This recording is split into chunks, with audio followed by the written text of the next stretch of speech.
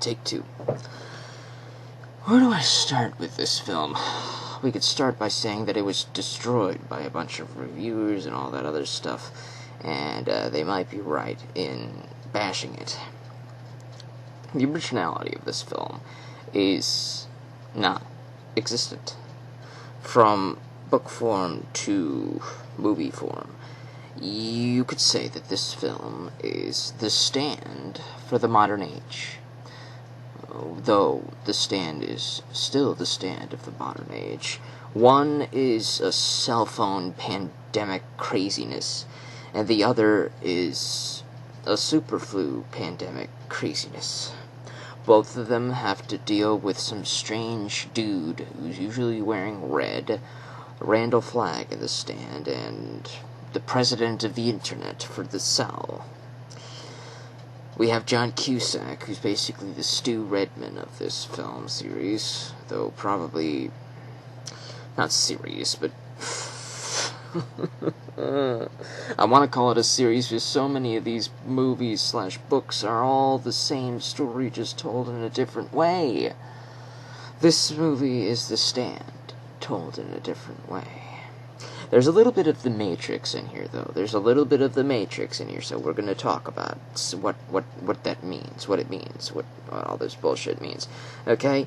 So, we start with John Cusack coming in from an airplane. I don't know, he probably went to a convention or some shit. He seems to be a comic book artist, and he has come home, to his home from somewhere else. He's got a frickin' binder full of paintings, drawings that he's drawn for his comics, and he needs to get home to prepare his next issue for the serial, whatever. And you look around at the scenery, and you see everybody's on the phone, everybody's on their cell phone. His cell phone is dead, so he can't call his wife and child to talk to them. So he's looking for a place to charge his phone, and then he just gives up and uses a payphone to call his wife or ex-wife and tells her that his phone has died and that he's planning to do something, whatever. He wants to make it up to her. Apparently, he slept with another woman and she left him, and she took the kid and they went somewhere else. Or rather, maybe she kicked him out. That seems more apt. She kicked him out. And they're separated. And he lives in an apartment complex in this city that he just flew into. He was headed home to his apartment from the airport when this thing happened. So let's say there's a stretch of the happening in here as well. But instead of everybody being suicidal, everybody's turning into phone people. We're gonna call them. Let's call them mindlings. I'm gonna call them mindlings. So, everybody who's on their phone currently receives a strange signal, and they all start foaming at the mouths and become hyper-aggressive and start attacking everybody who is not like them. So, everybody's freaking out, and it happens really fast. So many people are on their phones, or are going to be on their phones, or are going to pick up their phones to call somebody, call like 911 to ask what's going on. Everybody who starts to make a call becomes one of the mindlings. So, that's happening, and John Cusack is trying to escape the airport because everything's crazy's going on. He's being chased by some of the mindlings down into the subway tunnels, and he realizes that a bunch of the mindlings cannot actually stand up down here. And I guess it's because there's no cell signal in the subway tunnels. There's some people who were not infected by the mindling wavelength or whatever, and they're all hanging out in the subways, and everybody's like, we're not for lack of trying, we're trying to call people, we get no cell reception down here. And John Cusack's like, alright, so we gotta get out of here, I gotta get to my kid. And then Samuel Jackson shows up, he's like, I'm the driver of the subway place, I'm gonna go with you, because if we stay down here, this place is gonna flood, because all the people manning the pumps and the electricity and all that shit, they're probably going crazy right now too, so within 24 hours this place is gonna be underwater. So John Cusack and Samuel Jackson joined forces to escape the subway tunnels. And they're they're joined by a fodder person. I'm going to call them fodder people. Anybody who dies is going to be called a fodder person. So John Cusack and Sam Jackson and a fodder person stroll through the subway tunnels. They banter for a bit, and then the fodder person dies. Sam Jackson and John Cusack climb up to the surface to escape the mindlings that are attacking them. On the surface, they head to John Cusack's apartment to lay low for a day, to find out what to relax and just recover from what's going on. There's no power, because, in an apocalypse, aptly, the power is one of the first things to go out, So there's no power. And they eventually get joined by a girl named Elle. I remember her name, surprisingly. I don't remember, I think Samuel Jackson's name is Tom. I never got what John Cusack's name is. Maybe he was called John. Fuck. So I'm going to keep calling him John Cusack, and I'm going to keep calling him Sam Jackson. But at least I remember Elle's character name is Elle. So Elle. So they're joined by Elle, and they banter for a bit. Elle says that she had to kill her mother, who became a mindling, and she's freaking out about that. So they let her take a shower, and then they gotta leave the apartment. If you looked around his apartment, you see there's a lot of drawings on the walls. And Sam Jackson asks John Cusack about this, and John Cusack says that he's a comic book artist. And these are panels for his comics. And you notice a bunch of them feature a guy in a red hood. And this is this movie's Randall Flagg. Spoilers. No spoilers. Fuck it. I don't give a fuck. This is this movie's Randall Flagg, the guy in the red jacket. So they escape the apartment and they leave the city, and they're now in the suburbs. Most of the rest of this movie is going to be in the suburbs. They're strolling through forests, they're finding other places. They head to some suburban high school or whatever, and they're greeted by the headmaster, fodder guy, and some kid. Now, the kid's not a fodder guy. Surprising. I just don't know his name. I don't know who plays him, so he's just going to be called some kid. So the headmaster, fodder dude, and some kid explain that the mindlings become dormant at night, and they're all listening to the Trollolol song that you could look up on YouTube and listen to yourself. So they basically listen to the Trollolol song all night. And then the chairman dude is basically the hot dog man in The Happening. The hot dog man in The Happening explains what's going on with the plants and all that shit, and then he starts talking about hot dogs. Well, the headmaster, fodder dude, starts talking about the cell signals and all this bullshit with the mindlings, and he knows a lot more than he's letting on, just like the hot dog man in The Happening. So that's basically who he is. The hot dog man is the headmaster, fodder dude. So they have a plan to blow up some of these mindlings. So John Cusack and Sam Jackson get into a gas truck, and they soak all the mindlings who are laying down in some sort of soccer field. They soak them all in gas, and they light them on fire. Everybody dies.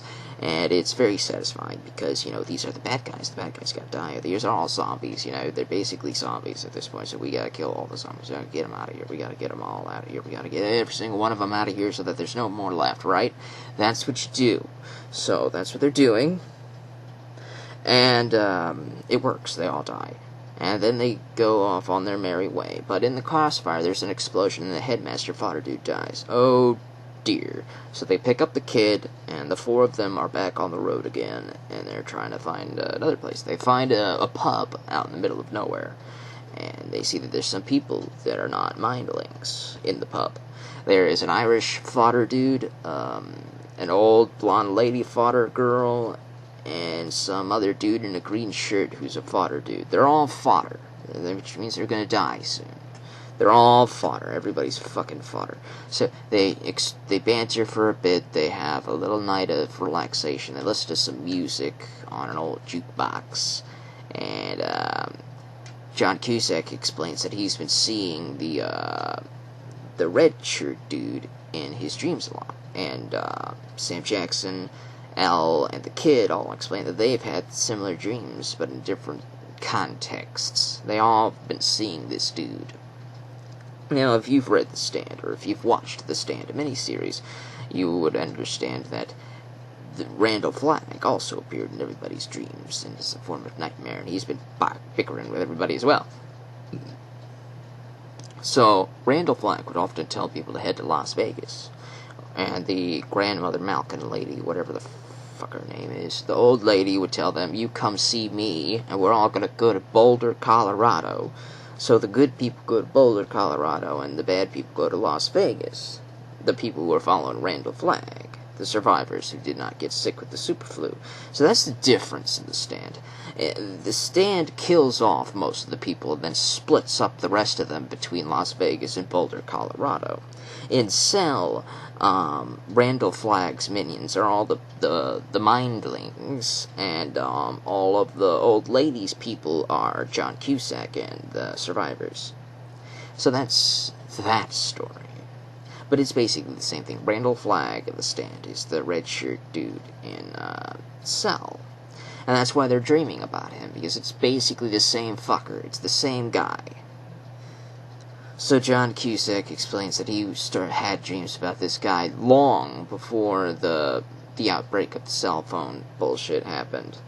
And Sam Jackson's like, you may have been the first, but you're not the only one who've been dreaming about this guy, yada yada yada yada yada, whatever. So after that revelation, everybody goes to sleep. Then the blonde lady, the blonde fodder lady, she wakes up, and she hears some scruffling at the door. So she decides to lock the door, but then she hears a noise. Now, a smart person would have woken somebody else up, like, say, John Cusack or Samuel Jackson. He'd be waking them up and say, hey, I heard something outside. Maybe you guys should check it out with me. No, instead we have to be an idiot. She has to be an idiot. She has to walk up to the door herself, put her ear right up against it, because, of course, that's pretty smart to do, right? Wrong. Apparently, just like the chairman, headmaster, fodder dude said back at the whatever the fucking place it was some sort of school, the headmaster hot dog man explains that these guys upgrade at night when they're, like, updating it. Whenever they become dormant, they update and they get new techniques, they get organized, they get new ways of doing shit, right? So, they picked up a new skill. They are now like typical zombies. You know how when a zombie bites you, one bite, one scratch, and then you become one of them? Well, that's basically what these mindlings do now. Instead, they scream in your ear, and then you become one of them. So that's what they're doing now. Since the survivors are now massively killing them, just like John Cusack and his crew did, they need to recover their losses, so they're recruiting all of the people. There's this place called Cash Walk, or whatever, the Cash Now place in Maine. And that's what they're gathering people towards, is the Cash Now place in Maine. It's a trap, by the way. Just like Alaska was a trap in Resident Evil Afterlife. Have you noticed the George Romero tropes yet? So they gotta go to fucking New Eden or whatever, Maine. They're now. John Cusack says we gotta go there. That's where the survivors are. And Samuel Jackson's like, I don't buy that shit. And so they decide to go find his son. So everybody, Sam Jackson, Al, who dies, actually. Al, like, wait, wait. Backtrack a little bit. So, the blonde lady puts her ear to the door, and she gets converted through the door by the signal that the mindlings can now scream in your ear through the door. So she becomes one of them, and she lets them in. They don't attack John Cusack and the rest while they're sleeping, though. Probably because they become dormant, and they're like upgrading while they're asleep.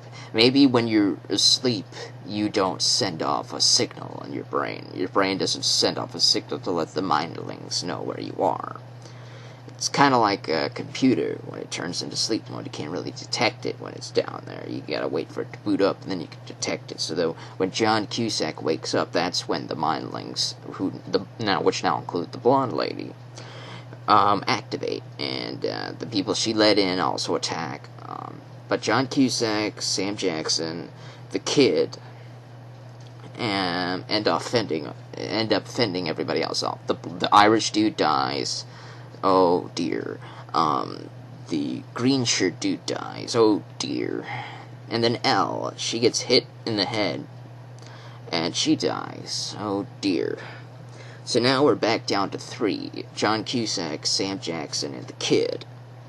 So they hold a funeral for Elle, and then they go back on their way, heading towards the apartment complex. And then they're in the forest again, and they meet up with some crazy dude named Ray, and a girl named something else. I don't know her name. She's just the girl. We're going to call her the girl. So they decide to team up. And the girl has a brother who became one of the mindlings, and they're using him as like an alarm system to alert them when the other mindlings are nearby, because when the mindlings are separated from one another, they basically shut down, but when other mindlings become close, then they act up again, basically. Well, this mindling acts up when John Cusack comes close, because it starts speaking using John Cusack's kid's voice.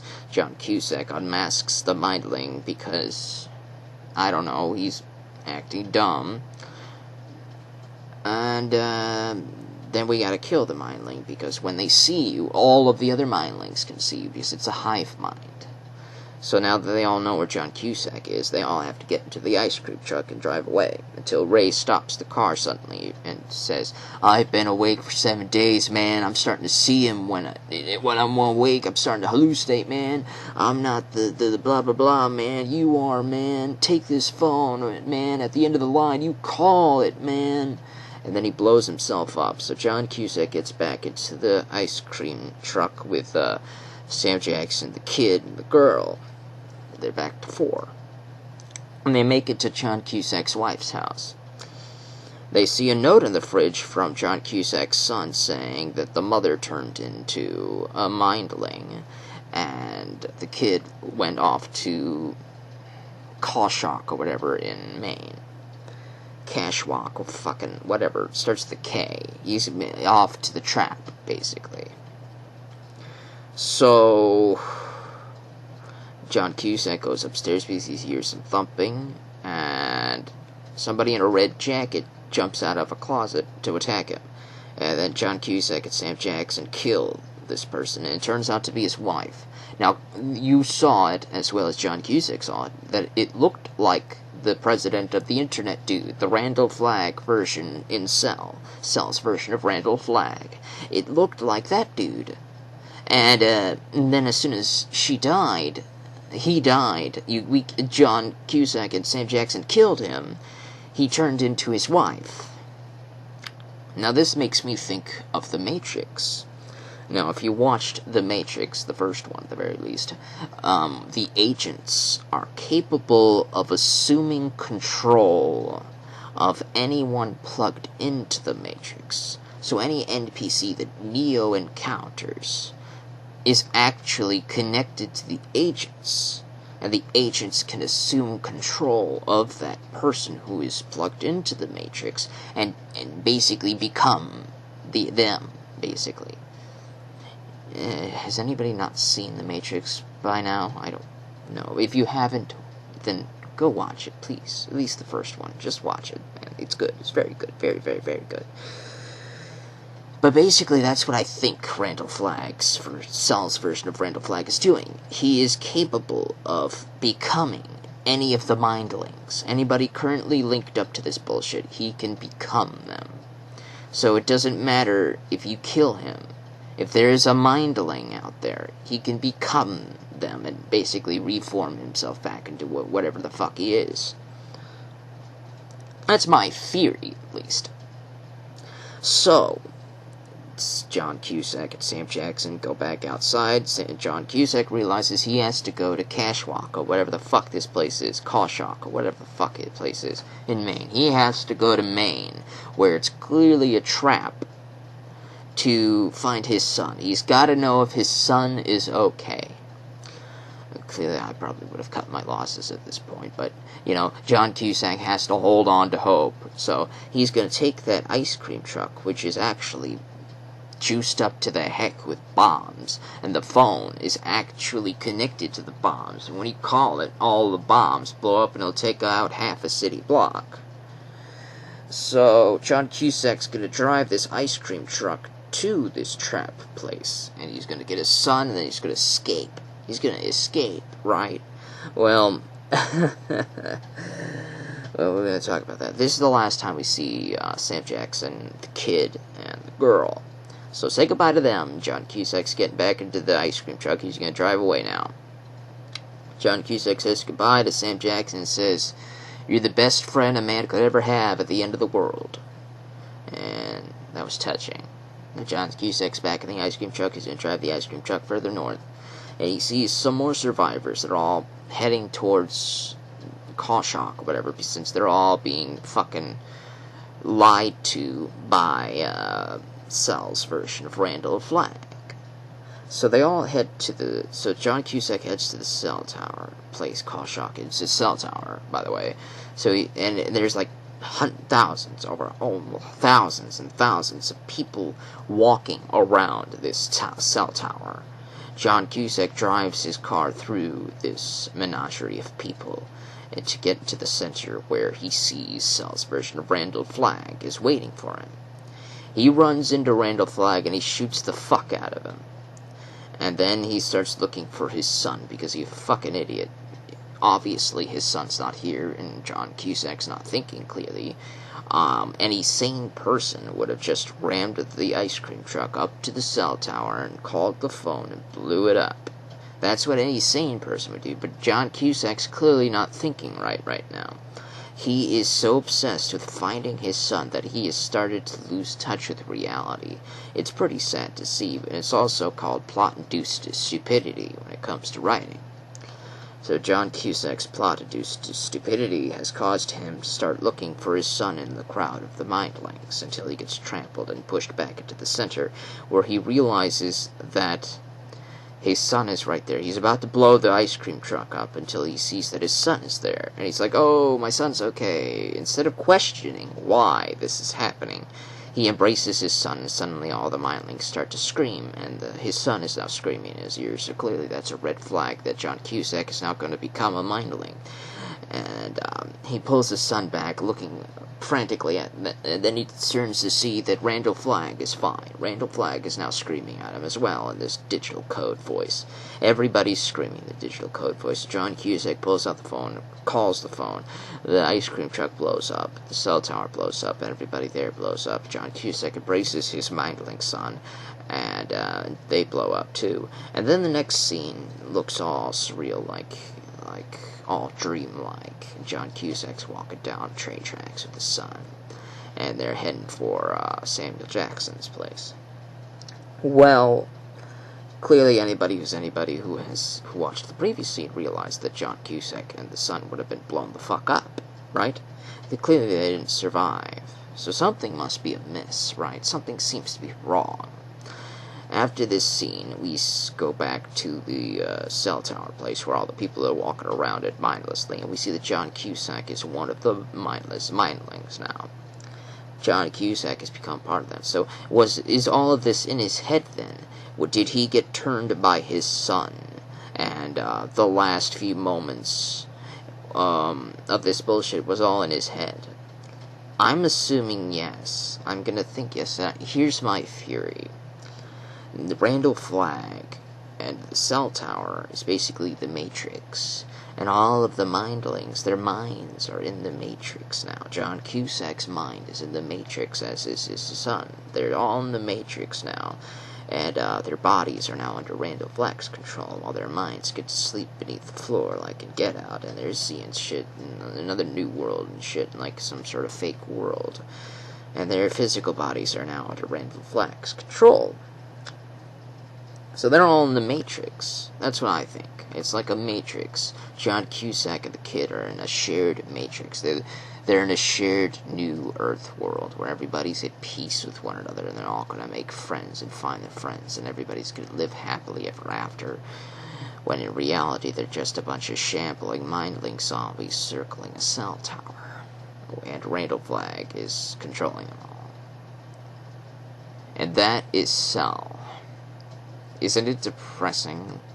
It's very similar to The Stand, though. John Cusack is like a placeholder to characters like Stu Redman and Larry and other characters besides.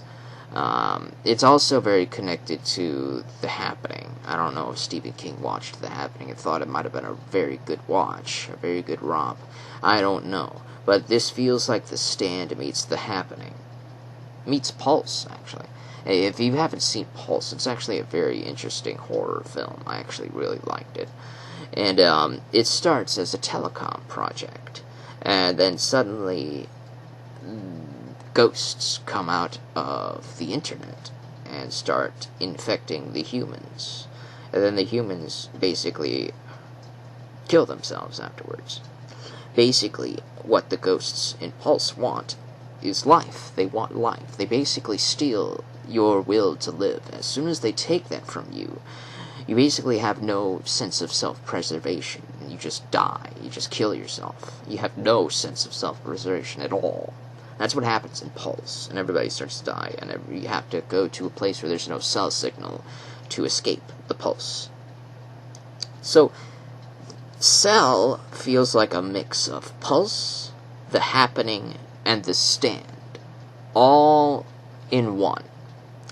That's basically Cell. And I actually did not hate this film. I actually watched it all the way through.